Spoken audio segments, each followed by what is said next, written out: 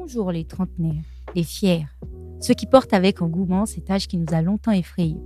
Bienvenue chez les fiers trentenaires, votre tout nouveau podcast où l'on parle de la vie, des défis et des moments qui façonnent une trentaine optimiste, épanouie et forte. Je suis Darlène, une trentenaire qui a longtemps attendu de vivre enfin cette tranche d'âge et qui se dit fière d'y être arrivée. Ensemble, nous discutons en toute bienveillance et sans tabou de sujets variés. L'évolution des relations, qu'elles soient familiales, amoureuses ou amicales, des difficultés quotidiennes, d'indépendance financière, de responsabilité, de charge mentale, de pression sociale et de bien d'autres sujets qui font vibrer notre génération. Si vous aussi avez envie de célébrer cette période intense de la vie et de vous inspirer pour avancer avec confiance, vous êtes au bon endroit. Préparez-vous à embarquer pour une aventure pleine de couleurs, de rires et de découvertes. Les fiers trentenaires, c'est votre nouveau rendez-vous incontournable pour vivre la trentaine à fond. Alors bonsoir la famille, j'espère que vous allez bien. Moi ça va, je vais plutôt bien. Je sais que vous ne m'attendiez pas ce soir et l'objectif était clair, c'est que vous ne m'attendiez pas ce soir. Je sais également que lorsque j'ai clôturé l'épisode avec Okos, je vous ai dit que c'était le dernier épisode de la saison. Et c'est toujours le cas, c'est le dernier épisode de la saison, mais bon, comme on a fait avec la première partie de la première saison une capsule pour revenir sur les temps forts et les points d'effort de la première partie, j'ai bien envie qu'on fasse le même exercice, donc la même chose pour la seconde partie de la saison. Sauf que là, j'ai aussi envie qu'on fasse un point global sur ce qu'a été la saison, ce qui a fonctionné, ce qu'on aurait pu faire en mieux. Donc, je pense que vous entendez, je sais pas si Marcel pourra faire sa magie, mais ironie du sort, j'ai commencé la saison en enregistrant dans une chambre qui n'était certes pas la mienne. Je me souviens bien, dans un appartement meublé à Port-Gentil dans le cadre d'une mission pour le travail que j'ai enregistré en pleine nuit aussi comme ça parce que j'attendais que tout le monde soit endormi, que les bruits de la ville soient le plus bas possible pour être sûr que le son soit à son prime. Et donc là, il est genre 23h28 quand je commence à enregistrer. Et donc, vraiment, le sort a voulu que je commence dans une chambre et je termine la saison dans une chambre. Donc, j'ai pas pu aller enregistrer avec Marcel aujourd'hui parce que on est en train de préparer les fêtes de fin d'année. Il y a beaucoup d'émoi dehors et pour une personne qui est plus ou moins anxieuse comme moi, c'est souvent difficile de me retrouver avec autant de monde dehors et d'être dehors à ce moment-là. Donc, entre ça et le fait que la journée ne s'est pas passée comme je voulais, que le boulot m'a cassé la tête, que j'attendais quelqu'un qui s'est pas pointé finalement, je me suis dit, bon, écoute, je risque de partir et de ne pas enregistrer l'épisode avec la vibe que je voudrais enregistrer. Donc, je me suis dit que j'allais profiter du fait que mon gars m'ait offert un micro et puis que j'allais enregistrer avec ce micro-là de chez moi. Donc là, vous êtes en train de subir en tant que cobaye un enregistrement que je fais avec le micro pour la toute première fois de chez moi. Donc je pense que le modèle des capsules, on va les faire à chaque fois comme ça. Je vais envoyer l'enregistrement à Marcel et j'espère qu'il pourra faire sa magie. En tout cas, je ne doute pas. Donc, bref, revenons à nos mots et tons. Comme je vous disais déjà, l'objectif de cet épisode, enfin de cette capsule, c'est de revenir sur la deuxième partie de la saison, de faire les points forts et les points d'effort de la saison en entier. Donc je vais vous faire aussi le top 3 de manière globale de mes épisodes préférés. Et puis bien évidemment, là vous m'écoutez quelques jours seulement ou quelques heures seulement après Noël, si vous êtes ponctuel. Et donc je vais essayer de vous souhaiter mes vœux pour le nouvel an, pour la nouvelle année qui arrive. Et donc voilà. En gros, pour le premier point, ça va être le récap de la deuxième partie de la saison 1. Donc, on s'est retrouvés après la première capsule dans l'épisode 8 on a eu en invité Sophia.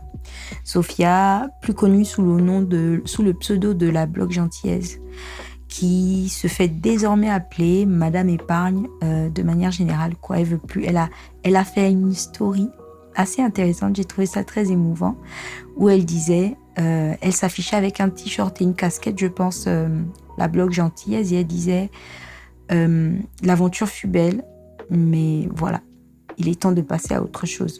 Donc elle a fait la mutation de la blog gentillesse à Madame Épargne il y a seulement quelques semaines.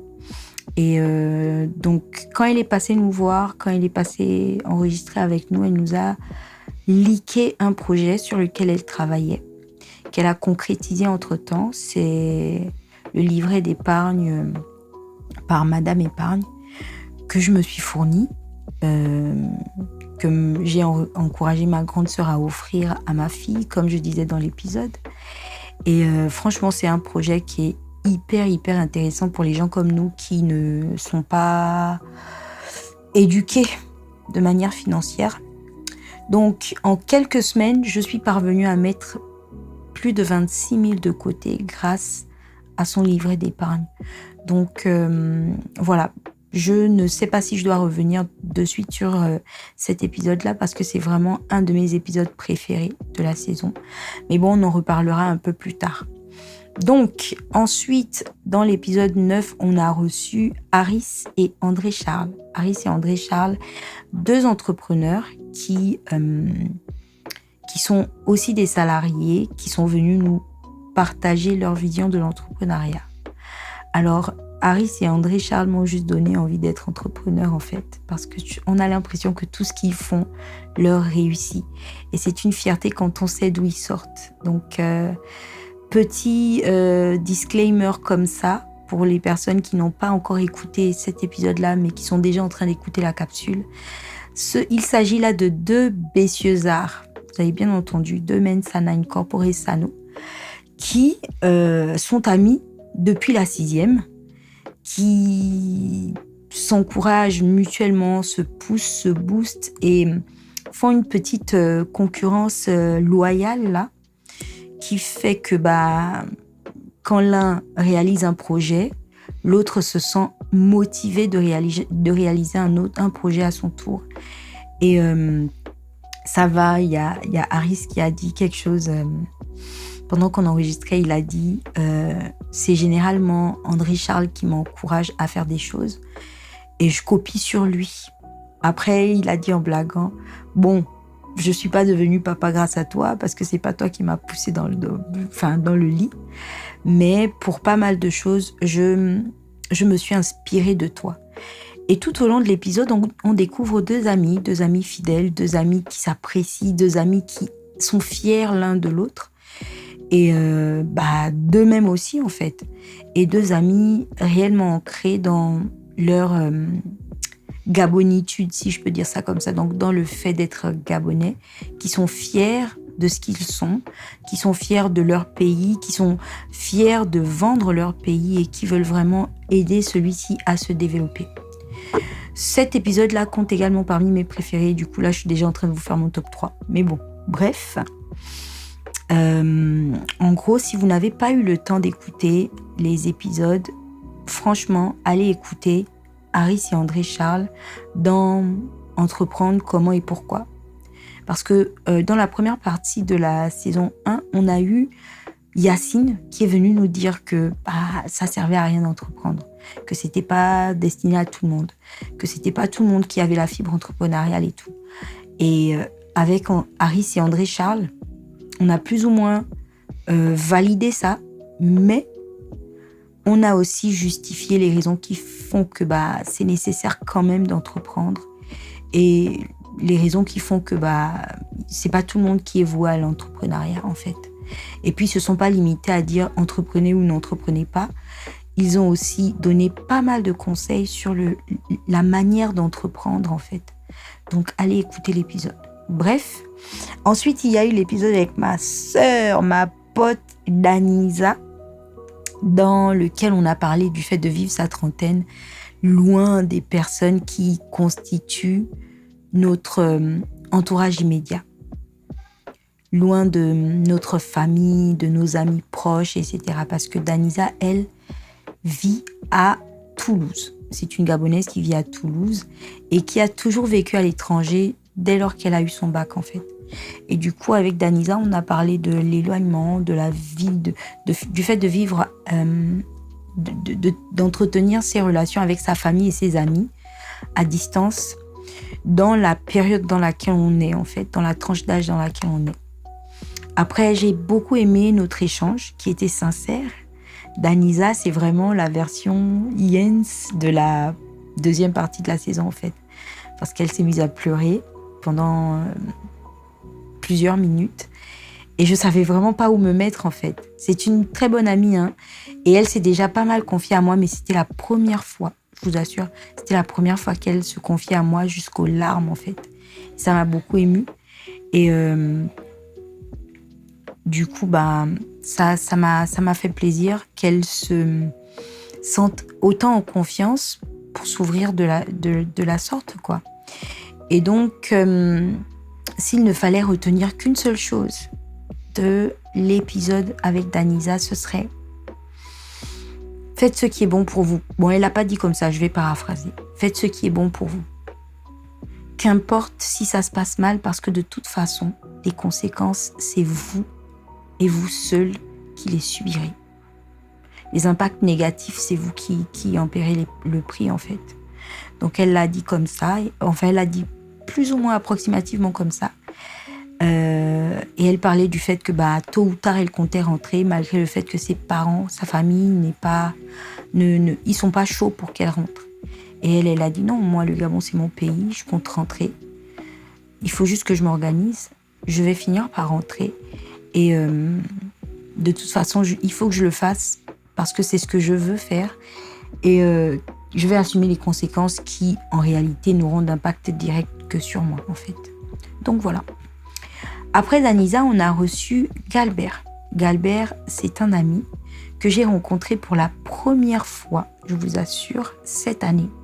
Et pourtant, lui et moi, on se parle depuis 2019, je crois 2018, depuis que j'ai commencé les activités de la Guissière. Je l'ai rencontré pour la première fois parce que lui aussi, il vit à l'étranger. Je l'ai rencontré pour la première fois quelques jours seulement avant qu'on se pose pour enregistrer. Mais bon, c'était vraiment un épisode hyper chill, hyper relax. J'étais en mode la groupie de son écrivain préféré, son écrivain gabonais préféré. Parce que vous l'avez entendu dans l'introduction de l'épisode, j'ai dévoré les œuvres de Galbert, en tout cas toutes ces dernières œuvres-là. Je les ai dévorées. Et j'ai eu l'avantage et le privilège de lire certaines d'entre elles avant vous tous, en fait. Avant même que ce soit en version papier. À l'époque où c'était PDF, j'avais déjà lu des œuvres, donné mon avis, fait des retours, etc., etc. Même s'il y a une ou deux œuvres que je n'avais pas pu terminer de réviser. Bref, l'épisode avec Galbert était hyper intéressant parce qu'on a parlé livres. Et pour une bibliophile, bien que très lente à la lecture comme moi, c'était un plaisir. Franchement, c'était un gros plaisir de parler de livres, de littérature, etc.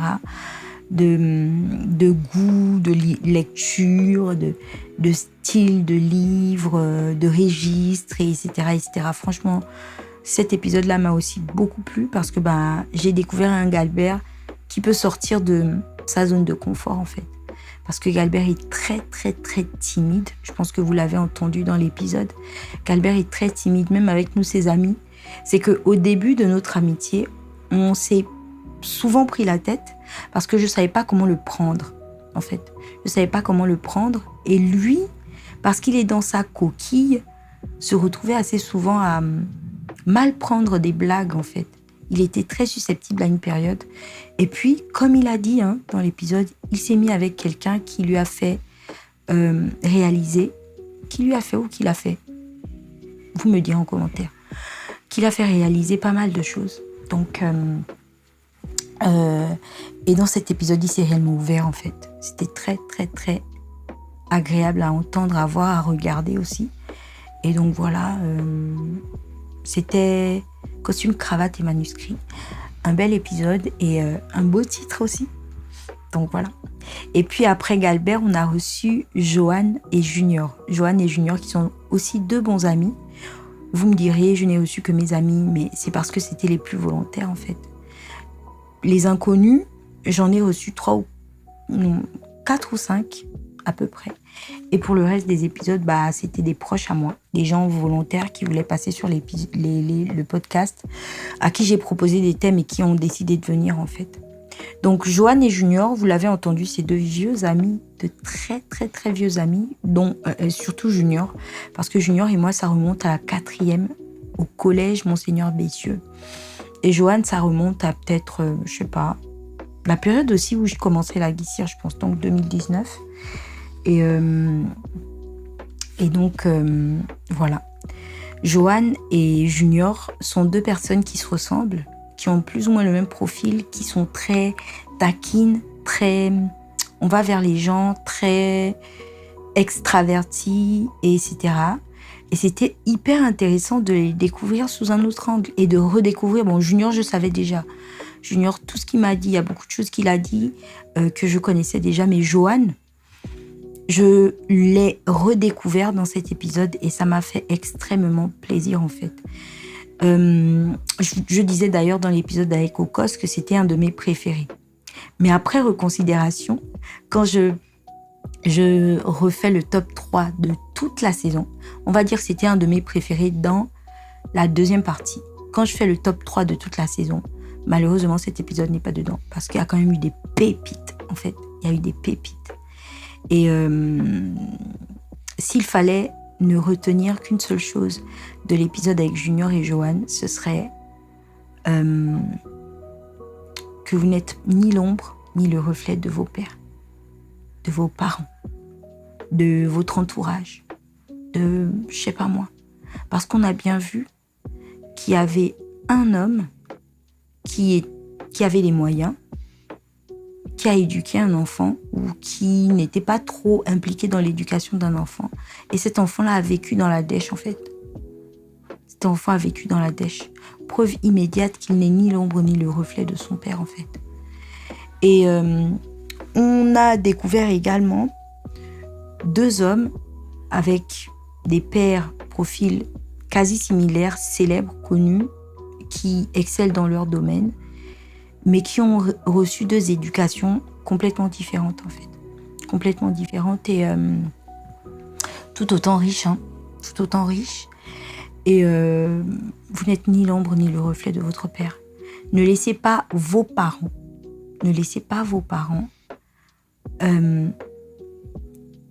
vous inculquer leurs regrets comme si c'était la ligne directrice à suivre, en fait. C'est ce que je pense que je vais m'arrêter là. Et voilà, ça a été l'avant-dernier épisode de la saison. Et pour clôturer la saison, franchement, s'il vous plaît, est-ce que vous pouvez au moins me féliciter du fait que j'ai fait venir une star, genre une vraie star, sur notre show, en fait. Je me suis rendu compte que je n'avais même pas bien parlé d'Okos, la pépite qu'il est. Je n'avais pas parlé de ce diamant brut correctement. J'ai survolé les choses, j'ai parlé en haut, en fait. Et du coup, l'épisode avec Okos, mais pépite, en fait. Déjà, le gars est dévoué, il est très expressif. Et une chose que j'ai vraiment beaucoup appréciée, c'est que Okos m'a harcelé pour passer sur le podcast. Parce que il est comme ça. Il veut participer à la culture de toutes les façons possibles, en fait. Quand il ne t'encourage pas dans un projet, il veut venir débattre avec toi sur un autre projet. Voilà qui est Okos, en fait. C'est quelqu'un qui soutient, qui pousse, qui encourage, qui booste. Dès que ça parle culture, il veut participer. Et du coup, lui, c'est un bon grand, c'est un bon ami. C'est quelqu'un qui m'encourage énormément dans tout ce que je fais et qui m'a mise bien à l'aise au cours de l'épisode, qui s'est vraiment ouvert, qui nous a lâché des exclusivités. Par exemple, lorsqu'il a parlé de la séparation de ses parents, en disant clairement que il n'en avait jamais parlé sur un show télé, ou sur un show de manière générale. Et donc, voilà, c'est pour le récap des épisodes de la deuxième partie de la saison. Voilà ce qu'il en est. Dites-moi en commentaire quel est l'épisode que vous avez préféré, si vous les avez tous écoutés. Maintenant, moi, je vais vous faire le top 3 de mes épisodes préférés de la saison. Je ne parle pas de la partie 2, je parle de la saison. En 3, il y a Épargner pour mieux kiffer. Donc l'épisode avec Sophia, où on a parlé d'épargne.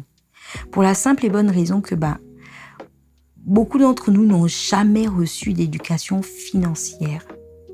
Et le travail que Sophia est en train d'abattre est bénéfique pour nous trentenaires, comme pour nos enfants, comme pour les personnes un peu plus âgées, comme pour les enfants de nos enfants en fait. Elle est en train de changer la donne au Gabon. Parce que je ne sais pas si dans les autres pays d'Afrique, on parle d'éducation financière. Si dans les autres pays d'Afrique, on inculque aux enfants l'intérêt que de gérer leur argent et de mettre de l'argent de côté, je ne sais pas. Mais au Gabon, surtout pas dans les familles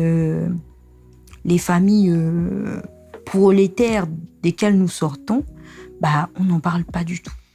On n'en parle quasiment jamais. On ne parle pas d'argent.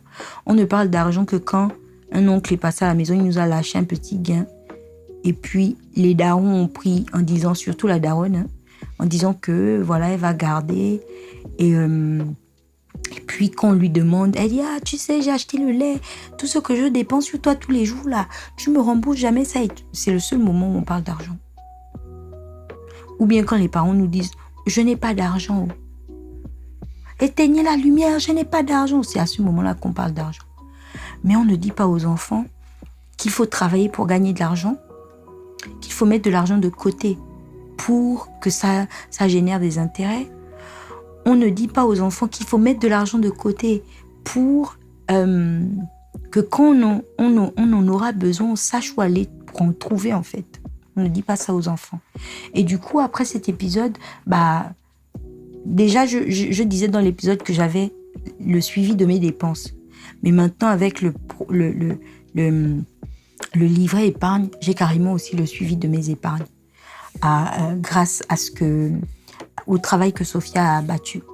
Et comme je vous disais déjà aussi à l'entame de l'épisode, j'ai encouragé ma grande sœur à offrir en cadeau à ma nièce, à ma fille, un coffre avec un livret d'épargne aussi, également. Donc, je vous invite à suivre Sophia sur ses réseaux sociaux, Madame Épargne, pour, je sais pas, faire des mises à jour dans votre éducation financière si vous en avez reçu une, ou bien commencer une éducation financière si vous n'en avez jamais reçu. Parce que, vrai, personnellement, je n'ai jamais reçu d'éducation financière.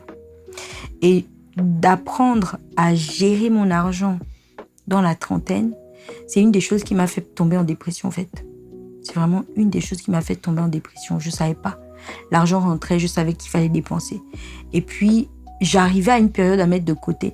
Mais depuis que j'ai eu du mal à en mettre de côté, je me suis dit, mince, en fait. Darlene, c'est qu'il y a des années, tu mettais de l'argent de côté, tu aurais pu investir ça dans X ou Y chose. Et puis aujourd'hui, tu ne serais pas là à attendre à tout prix le salaire qui ne vient pas, quoi. Donc voilà. Ça, c'est mon numéro 3. Donc, je lui décerne la médaille de bronze de mon top des épisodes de la saison 1. Ensuite, il y a la somme de qui nous sommes.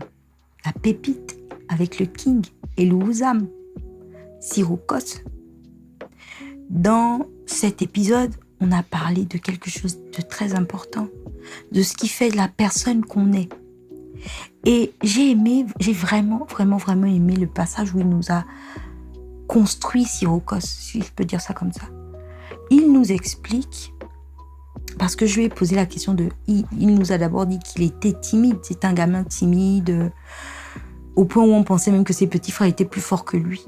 Genre parce qu'il ne faisait jamais les bagarres où il se bouscule. Il ne faisait pas les choses qui, voilà. les enfants extravertis qui montent, qui descendent, qui sautent, là, il faisait pas ça. Lui, c'était vraiment, il jouait au Game Boy, etc. Il lisait les mangas, il jouait au basket et tout. Et puis, je lui demande que comment tu passes du gamin timide, Game Boy, geek limite, il n'y avait peut-être pas le terme à l'époque, mais comment on passe du gamin geek au rappeur qui fait j'ai oublié même le terme qu'il a dit, la cramp, je sais plus, qui fait ça en fait, qui est très énergétique sur scène et qui va au contact de la foule et qui devient même coach en prestations scéniques. Et il dit quelque chose, franchement, je pense pas que j'oublierai un jour cette phrase. Il dit, on passe du gamin timide au gamin révolté. Donc, on n'est pas tout de suite passé du gamin timide au rappeur. On est d'abord passé du gamin timide au gamin révolté parce qu'il y a eu la séparation des parents. Ensuite, on passe du gamin révolté à l'ami d'un rappeur qui nous permet de découvrir qu'on est rappeur nous-mêmes aussi, qu'on est poète, qu'on est slammer, qu'on est artiste, qu'on est fait pour être au devant de la scène et pour dénoncer. Dénoncer quoi? Les faits de société qui sont immédiats, la famille, la rue, la cherté de la vie, etc., etc. En fait, et il dit quelque chose de très important.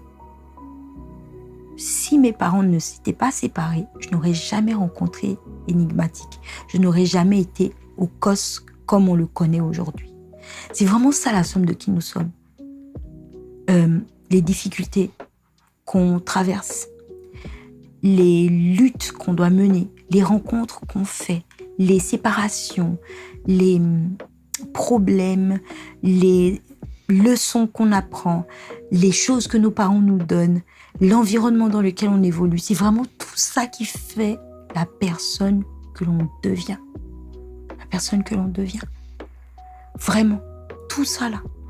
Et je suis moi aussi convaincue que s'il n'y avait pas eu la rupture des parents, le fait que maintenant la daronne déménage et va à IAI ou dans les PK, je sais plus trop, et qu'il en vient à rencontrer Enigmatique, il n'y aurait jamais eu 241. Il n'y aurait jamais eu au COS dévoué, au COS poète, slammer, écrivain, présentateur télé, animateur radio, MC, chroniqueur, etc. Il n'y aurait jamais eu ça.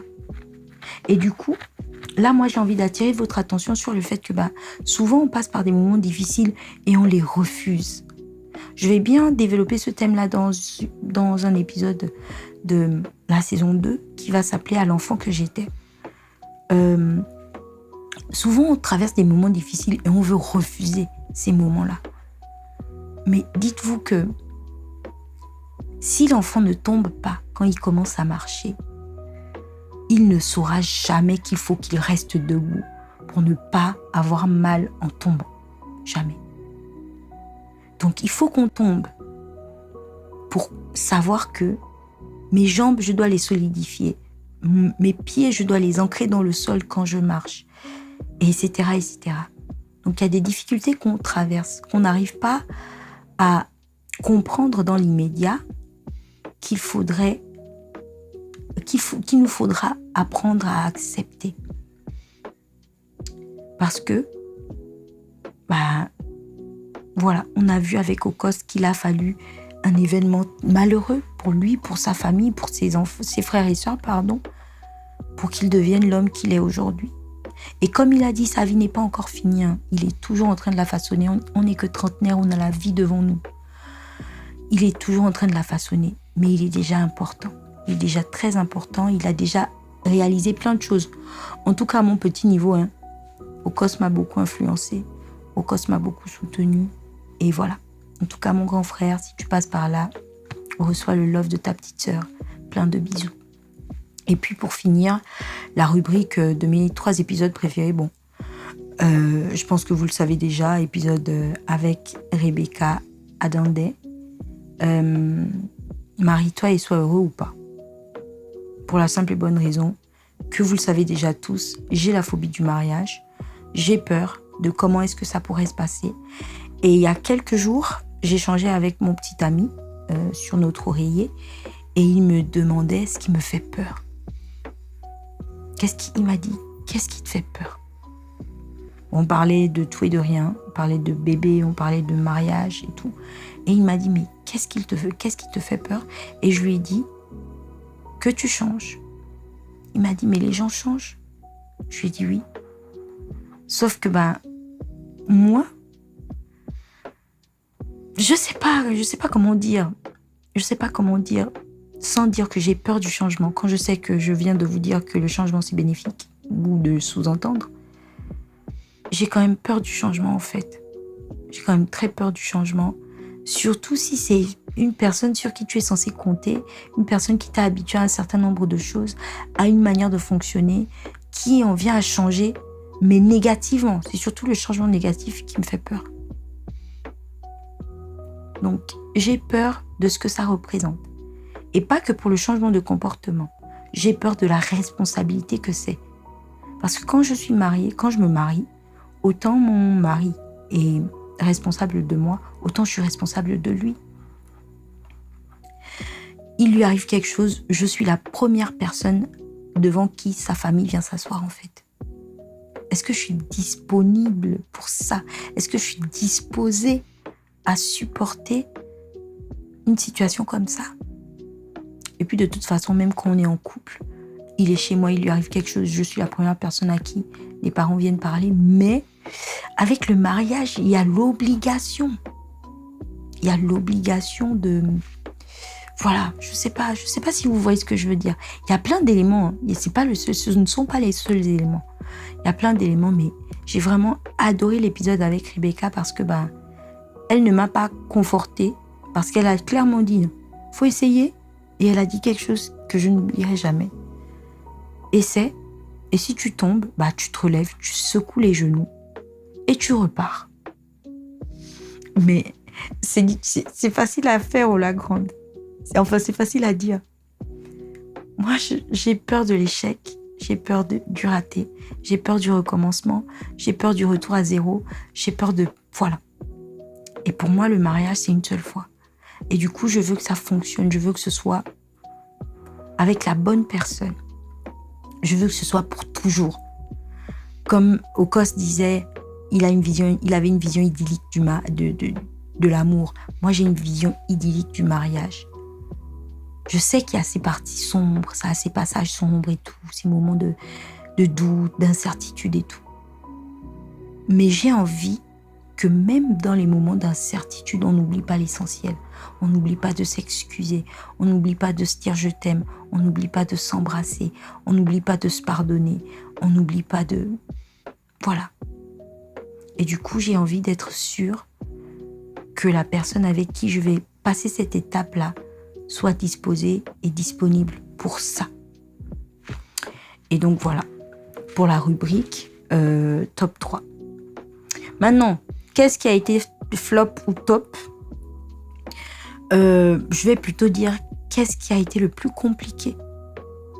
Le plus compliqué, les choses les plus compliquées ou les trucs les plus difficiles, c'était essentiellement la distance du studio avec mon logement.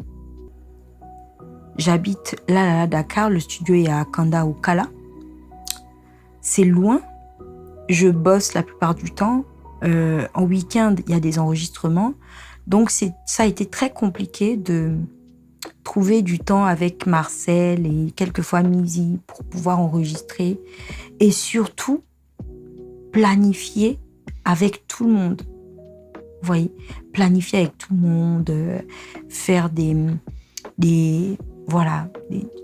en tout cas, trouver quand les invités sont disponibles. S'il y a 2 invités, par exemple, un est disponible, l'autre ne l'est pas.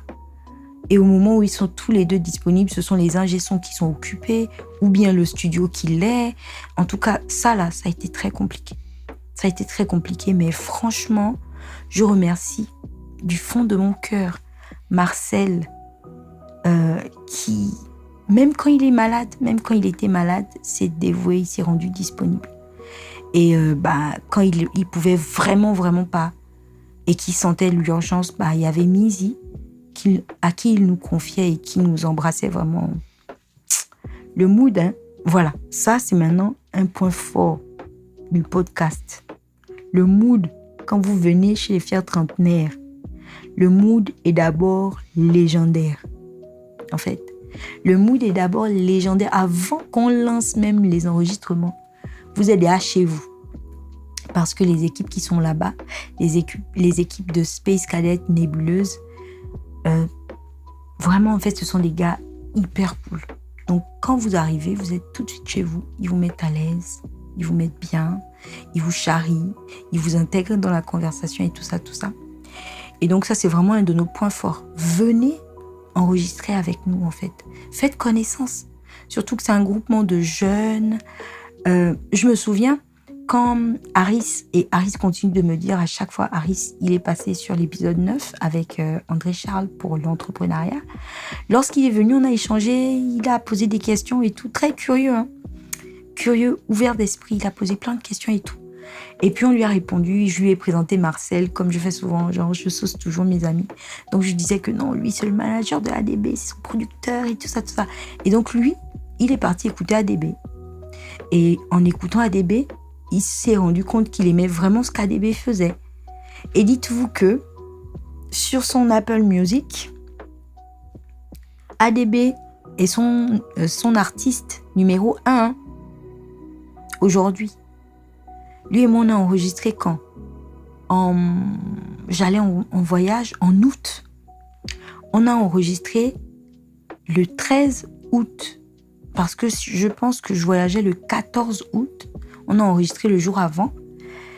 Donc, du 14 août à il y a quelques jours, là, genre le 20 décembre, il a écouté ADB tellement que ça a dépassé toutes les écoutes qu'il a fait depuis janvier, en fait. Et ADB est son artiste phare de l'année 2025. Parce que il est venu, il a rencontré quelqu'un, il a posé des questions sur la personne et puis on lui a parlé plus ou moins de ce que la personne faisait et il s'est intéressé. Donc voilà. ADB, soit dit en passant, il est un de mes artistes gabonais de la New G préférés. Franchement, je dis tout le temps que je suis la présidente du fan club et je ne mens pas. Tous les gens qui l'écoutent grâce à moi ou qui l'ont connu grâce à moi sont venus me remercier. On garde le premier. Bref. Donc, en dehors du mood, donc, qui est hyper agréable au studio, il y a l'ouverture d'esprit des invités. Tous les invités, ou presque, se sont montrés très ouverts d'esprit, très disponibles, disposés. C'était vraiment intéressant. Et le seul moment où je n'ai pas forcément senti ça a été l'épisode avec Priscilla qui était un peu trop timide en fait, elle était vraiment fermée. Mais en dehors de ça, les autres c'était vraiment des sucres, des pépites. Et j'espère que Priscilla reviendra un de ces quatre nous reparler avec un esprit plus ouvert. Et voilà, on croise les doigts, je lui proposerai dans quelques années si elle est chaude. Surtout, qu'elle vienne nous dire si elle a finalement changé d'avis ou pas encore, parce qu'il y a des gens qui ont dit qu'elle allait changer d'avis. On espère qu'elle ne change pas d'avis. Personnellement, j'espère qu'elle ne changera pas d'avis, parce que c'est ce qu'elle veut, apparemment, depuis des années. C'est mûri, c'est réfléchi. Donc, voilà. En gros, si elle ne change pas d'avis, c'est bien. Et je l'invite comme ça, Priscilla, si jamais dans quelques années, genre 5 ou 10 ans, tu as envie de repasser chez les fiers trentenaires, tu es la bienvenue, vraiment. Et pour finir sur le top du top, vos retours. Et les gars, vos retours me mettent trop bien, je vous assure. Vos retours, c'est la raison pour laquelle je fais le podcast en fait. Vraiment. Oui, merci d'avoir choisi tel ou tel invité. Ah, mais tel invité a dit ça. Ah, mais merci. Ça, cette parole, quand tu as dit ça, je me suis reconnue. Ah, mais arrête de parler comme moi et tout. Arrête de parler pour moi. Arrête de parler de moi dans ton show, etc., etc. Vos retours, là.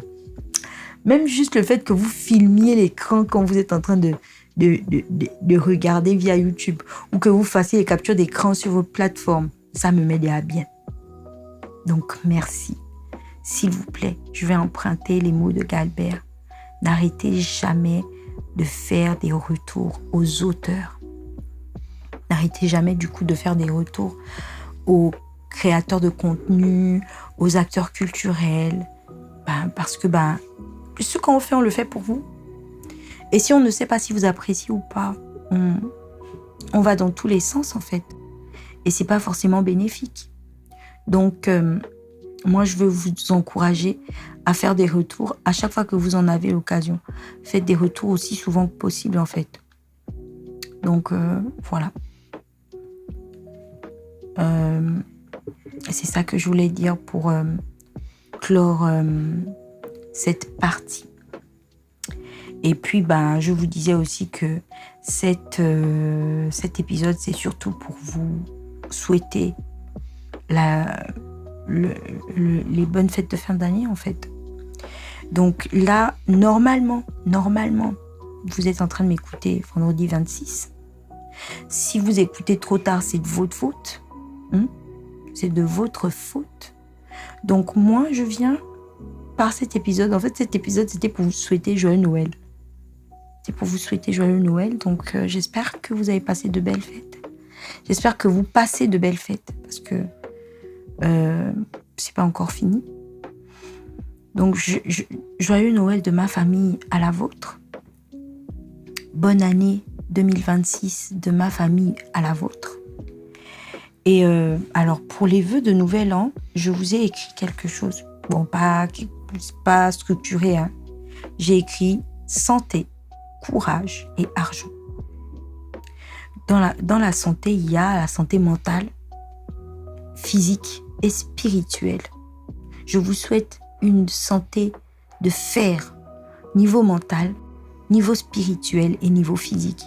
Et s'il vous plaît, ne me prenez pas mal. Spirituel, c'est pas seulement aller chez Jésus-Christ ou bien Allah ou bien Bouddha.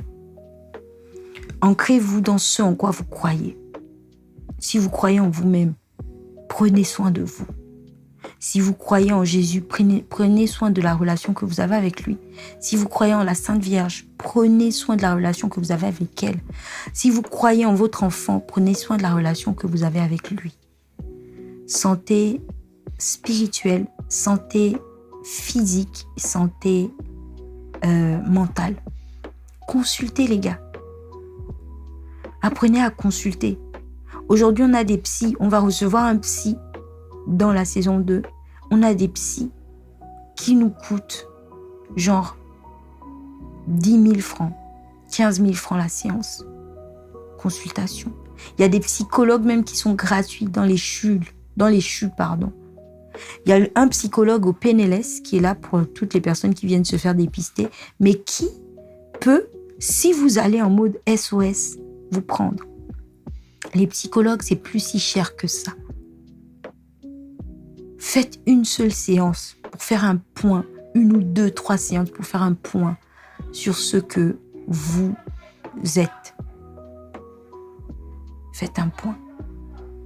Donc, en dehors de ça, allez consulter, prenez soin de vous, travaillez dur votre argent, et puis travaillez dur votre argent, et puis du courage, hein. Du courage, beaucoup de courage.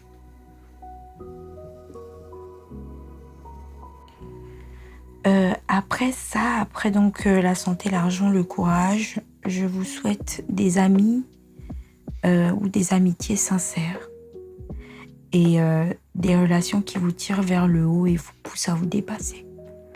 Franchement, parce que, alors je le dis pourquoi ? Parce que des amitiés, on en a tous, hein.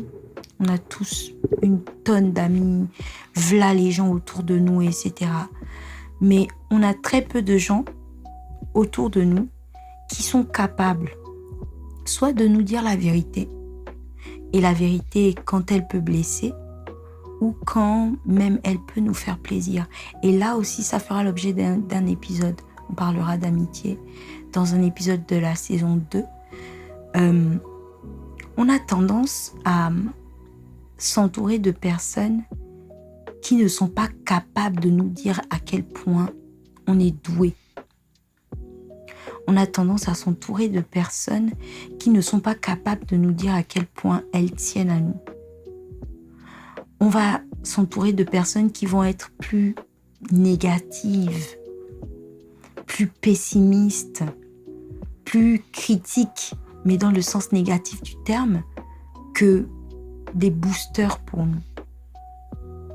On va avoir un ami, une amie qui, au moment de nous féliciter, va mettre l'accent sur un truc qu'elle-même ou lui-même a fait, ou bien va mettre en exergue un élément sur lequel toi, tu as échoué. Plutôt que de célébrer ta victoire dans l'immédiat, il ou elle va d'abord te rappeler tous tes échecs. Ou bien il ou elle va d'abord se mettre en avant. Et donc, quand moi je vous parle d'amitié sincère, je vous parle d'amitié qui sont capables de reconnaître le bien que vous faites, le positif que vous apportez, et qui sont capables de vous interpeller aussi sur le négatif, en fait. De vous corriger comme un parent corrigerait son enfant. Enfin, peut-être l'exemple est mal pris, mais vous voyez, quand deux partenaires se parlent et essaient de se comprendre, de se faire comprendre, d'encourager l'autre sans être méprisant. Je ne sais pas comment expliquer ça, mais en tout cas, j'ai envie de vous souhaiter des amitiés et de vous souhaiter de réaliser que vous n'avez que quelques amis en fait. Parce que moi, ces dernières années, j'ai réalisé ça. Et il y a beaucoup de mes amis à qui j'ai dit les choses et il y a d'autres à qui je me suis juste dit, vas-y, lève le pied, retire le pied de la pédale, prends tes distances et juste ne t'encombre pas. Parce que dans les relations, comme dans la vie de tous les jours, on a tendance à s'encombrer de choses qui ne nous sont pas forcément utiles. On a des amis, plein d'amis, 3500 amis. On croit que la vie, c'est Facebook ou Instagram ou TikTok, où plus on a d'abonnés et plus c'est intéressant de poster. Mais c'est pas ça la vraie vie. Parce que je connais quelqu'un qui disait dans une de ses chansons, peu d'amis, c'est peu d'emmerde. Et c'est tellement vrai. Parce que les gens là que vous allez traiter d'amis ou appeler vos amis, chacun va venir avec ses emmerdes qui vont peut-être vous polluer. Et donc, le fait de n'avoir que quelques amis, ça va faire que vous limitez la pollution autour de vous. Donc moi, je vous souhaite des amitiés pour 2026, de réaliser que vos amitiés ne sont pas toujours des amitiés, que ce sont des rivalités que vous entretenez sans vous rendre compte. Je vous souhaite de réaliser combien d'amis, enfin pas combien, quelles sont les amitiés que vous avez et quelles sont les rivalités que vous avez. Que les voiles tombent en fait. Que les voiles tombent. Je vous souhaite d'ouvrir les yeux lorsque ces voiles-là vont tomber, parce que souvent l'amour rend aveugle. Même quand les voiles tombent, on est là avec nos yeux qui sont fermés encore. Donc je vous souhaite de réaliser les rivalités, les amitiés dont vous disposez, qui sont dans votre cercle immédiat. Et surtout, je vous souhaite d'entretenir les relations qui vont vous tirer vers le haut et vous pousser à vous dépasser. Donc voilà. Maintenant, je vais vous donner quelques conseils, parce que là, c'était les vœux. Je vais vous donner quelques conseils pour 2026. Le premier conseil, c'est apprenez à dire non. On disait avec Sophia, lorsqu'on échangeait, que vous pouvez aider toute votre famille. Toute votre famille, vous allez l'aider aussi souvent que possible. Vous allez soutenir vos amis, être présent pour eux et tout. Vous allez aider quelqu'un 99 fois. Et puis la seule fois où vous n'allez pas pouvoir l'aider, il va jurer que vous êtes la pire personne sur Terre, parce que c'est comme ça que l'être humain est. C'est comme ça que l'être humain est conçu. Parce qu'aussi, au bout de la 5e fois où vous l'aurez aidé, vous lui aurez inculqué une habitude. L'habitude selon laquelle, quand il vous demande d'être présent pour lui, de l'aider, de le dépanner, de l'accompagner, de faire un truc et tout, vous dites oui. Donc, il ne comprendra jamais que vous ne puissiez pas dire oui la seule fois où, sur 100, vous lui direz non. Du coup, apprenez à mettre des limites autour de vous, autour de ce que l'on vous demande. Apprenez, j'ai même pas envie de dire apprenez. Bon, je pense quand même que je sais un peu mieux dire non aujourd'hui. Je sais un peu mieux dire non. J'y travaille encore. Mais je nous souhaite considérer que les conseils que je suis en train de vous donner, les vœux que je suis en train de prononcer là, c'est aussi pour moi-même. Donc apprenons à dire non. Apprenons à dire non. Et on disait avec Sophia que vous allez construire les maisons à votre famille. Vous allez payer les études de vos oncles ou des enfants de vos oncles. Vous allez acheter les voitures, les maisons, etc. Et puis, le jour où vous n'aurez plus les moyens de faire tout ça pour les autres, vous allez vous retrouver vous-même, parce que vous n'avez pas pensé à vous, avec rien. Et puis les gens là, qui venaient vous demander les 10 000, 5 000, 200 000, 3 000, etc., jusqu'à votre salaire à la fin était fini, seront les premières personnes à dire que lui là, il travaillait dans le pétrole. Elle là, elle travaillait, elle était chef d'agence. Celui-là, il brassait l'argent, machin. Quand on lui demandait, c'était que les petits billets qu'il nous donnait. Ce sont les mêmes qui diront que quand vous n'avez pas le temps de finaliser vos projets, parce que je ne veux pas axer ça que sur l'argent, vous n'avez pas le temps de finaliser vos projets parce que vous allez soutenir les projets des autres. Vous n'avez pas le temps d'évoluer sur votre vie parce que vous allez faire évoluer la vie des autres. Et quand eux auront fini de construire la leur, ou bien n'y seront pas parvenus, mais qu'ils auront fini de vider votre énergie, ils ne manqueront pas de vous rappeler qu'à un moment, vous étiez supérieur à eux et puis qu'aujourd'hui, vous n'êtes plus rien du tout. Parce que l'être humain est ainsi fait. Il pompe l'énergie de l'autre pour espérer ne pas se noyer. Et puis quand finalement l'autre se noie, on dit qu'il ne sait même pas nager. Entre-temps, c'est lui qui a fait que il s'est accroché à vous pendant que vous étiez en train de vous débattre pour sortir de l'eau. Et vous vous êtes retrouvé fatigué, plus fatigué que lui, à mourir avant lui en fait. Prenez la figure de style. Ça c'est 1. En 2, je vais nous dire d'apprendre à cloisonner. D'apprendre à cloisonner. Parce qu'en amitié, comme en amour, comme dans les relations familiales, il faut mettre des barrières. Apprenez à cloisonner. Apprenez à poser des barrières. Apprenez à fermer les portes aux gens, aux situations, aux propos. Apprenez à fermer les portes. C'est important. Franchement, je pense que cette année, j'ai réalisé à quel point l'énergie, c'est quelque chose. Oh my God. En fait, il y a une dame que je suivais à une époque avant que je perde mon compte. Evelyn in the Soul, une artiste qui a fait une œuvre. Et c'est en regardant cette œuvre que j'ai réalisé que mes frères, tu dépenses ton énergie à plein de choses. Bloque-les. Supprime-les. Enlève-moi tout ça. Ça ne t'encombre pas. Ne les laisse pas rentrer. Si dans une maison, il y a des pièces avec des fermetures, c'est pour garder l'intimité. Considérez votre vie comme une maison. Fermez les portes que vous ne voulez pas voir être ouvertes. Fermez-les à double tour. Aussi longtemps que vous laisserez n'importe qui avoir accès à vous, vous perdrez en énergie, en fait. Et puis, vous savez, quand vous racontez, par exemple, votre vie à tout le monde, et que à un moment, il faut pouvoir déceler parmi toutes les personnes à qui vous avez parlé de votre vie, une personne qui serait allée cafeter, c'est difficile. Si vous avez dit ça à 10 personnes, il y a 10 personnes que vous aurez à soupçonner.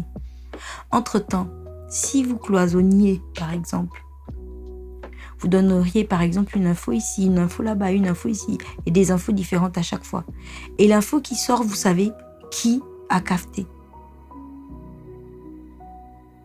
Apprenons à cloisonner, à mettre des barrières, à mettre des limites, à ne pas tout répandre, à ne pas parler de tout. Et là, franchement, c'est carrément la meuf qui poste tout qui vous dit ça. C'est pas l'hôpital qui se fout de la charité. Mais dites-vous que l'avantage avec les réseaux sociaux aujourd'hui, c'est qu'on peut choisir qui regarde, quand on poste quoi, à quel moment, quand. D'aucuns disent par exemple que ça a fait en sorte que Instagram perde son charme parce qu'à l'époque, les gens postaient sur Instagram en temps réel et qu'aujourd'hui, les gens attendent d'être partis pour poster. Mais c'est la sécurité. C'est la sécurité. Parce que je m'énervais devant une vidéo dans laquelle une fille disait que oui, Danisa se porte l'œil et tout. Yanissa se porte l'œil. Elle parle que de son mari à tout moment. Regarde les jaloux. Quelqu'un part sur une interview. On l'a invité pour parler de son couple. On lui pose des questions sur depuis quand elle est avec son couple. Qu'est-ce que ça fait d'être avec lui? C'est quoi le plus beau? C'est quoi le plus dur? Elle répond aux questions. Et puis il y a une jalouse qui se lève et qui vient dire « Oh Yanissa, elle se porte tellement l'œil, machin, des trucs comme ça. » Vous êtes là. Vous n'avez rien demandé à personne et puis il y a quelqu'un qui vient vous jalouser pour un truc que vous avez, sur lequel vous avez travaillé, sur lequel vous travaillez encore en fait.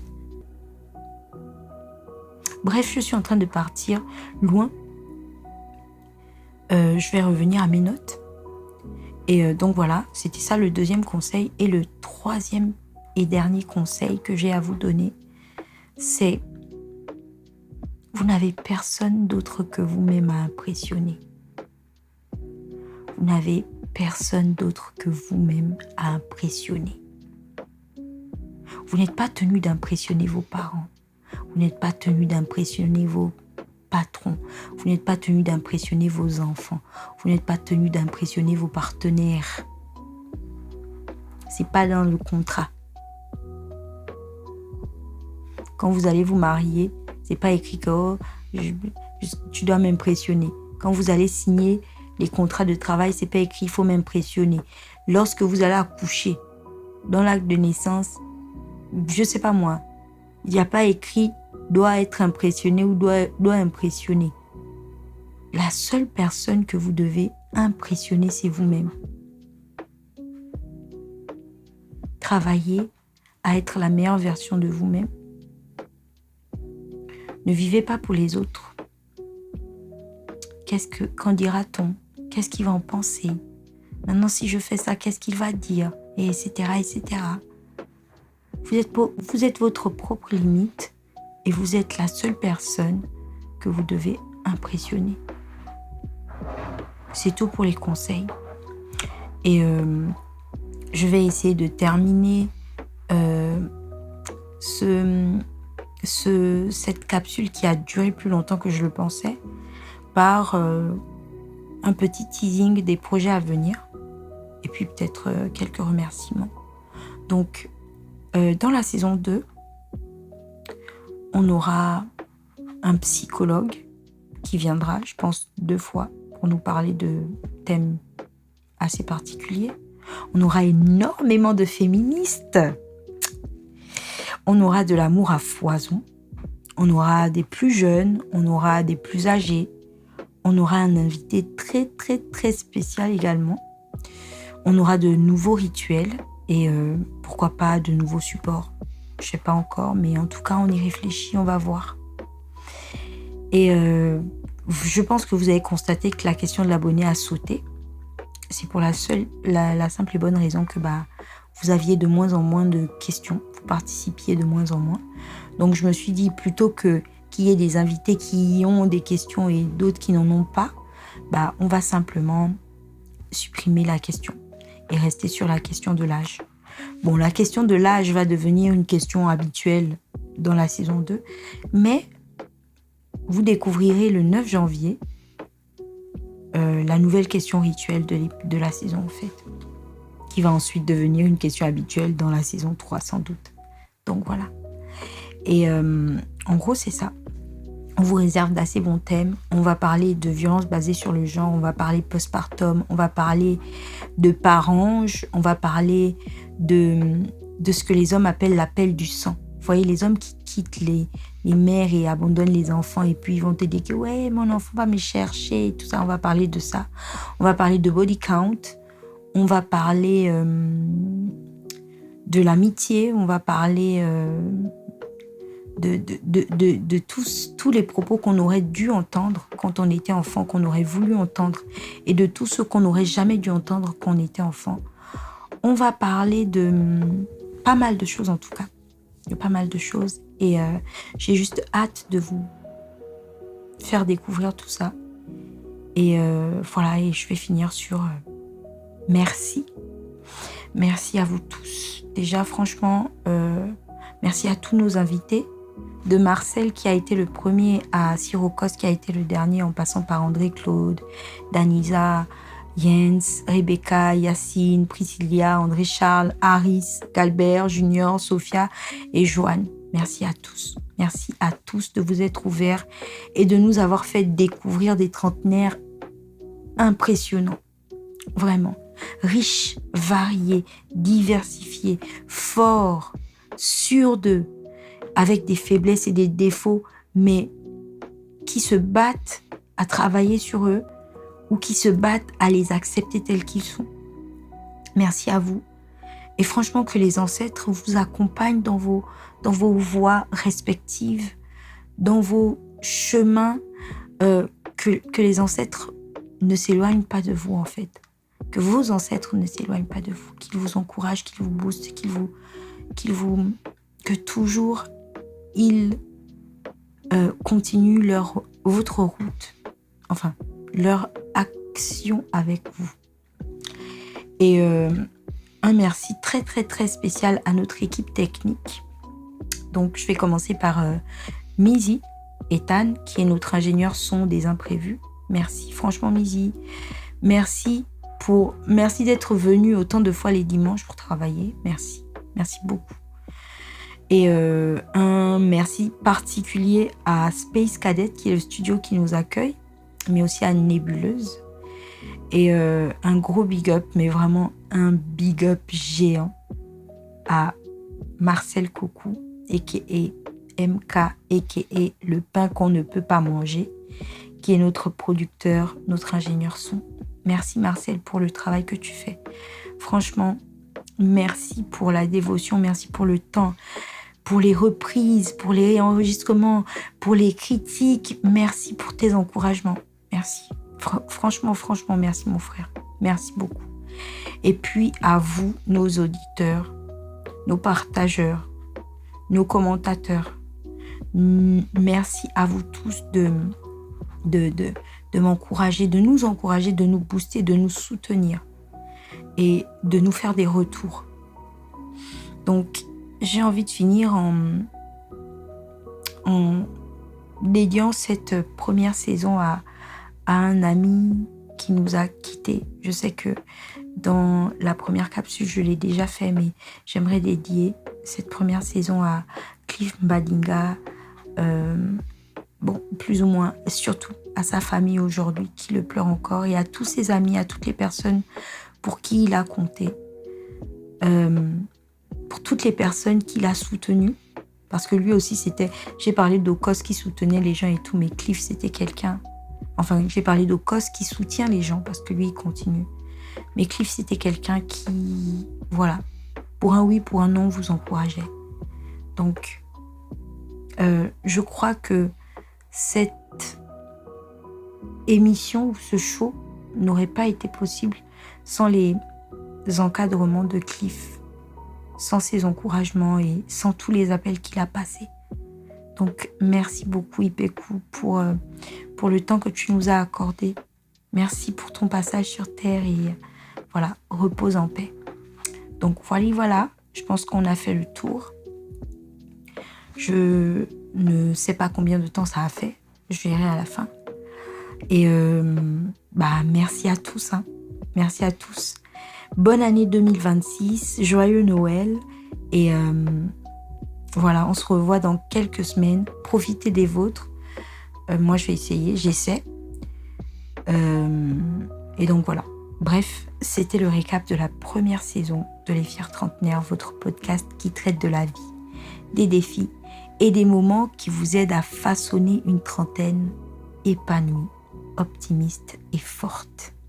Vous étiez avec Darlene, votre humble serviteur, a.k.a. la fière trentenaire. Donc on se voit dans quelques semaines. Bonne et heureuse année encore. À l'année prochaine du coup. Bisous, bisous.